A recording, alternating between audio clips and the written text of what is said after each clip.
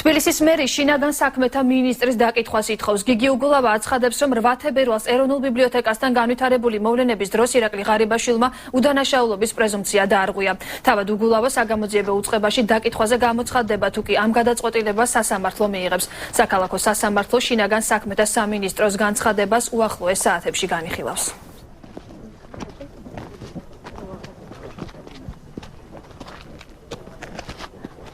გამოძიების წარმმართველი მინისტრი აშკარად არღვევს პრეზუმპციას, მან წინასწარ გამოაცხადა ვერსია, წინასწარ გამოაცხადა ჩვენ პროვოკატორებად, წინასწარ შეთხზა და შეეცადა დაემალა თავის უსუსურობა, დანაშაულებრივი უსუსურობა იმ დღეს, როდესაც მოხდა ჩვენი დარბევა და მე მიმაჩნია, რომ სწორედ ამით მან პირველ რიგში პოლიციელის ღირსება შელახა. თუ სასამართლოს ინტერპრეტაცია იქნება, რომ მე უნდა მივიდე შენობაში, მე ამის პრობლემა, როგორც გითხარით, არ მაქვს და თუ სასამართლოს ინტერპრეტაცია იქნება თავისუფალი და გამოძიება შეუძლია მოვიდეს, მაშინ გამოძიება მოუჩემ და დაკითხვაზე მე არ მithქვავს.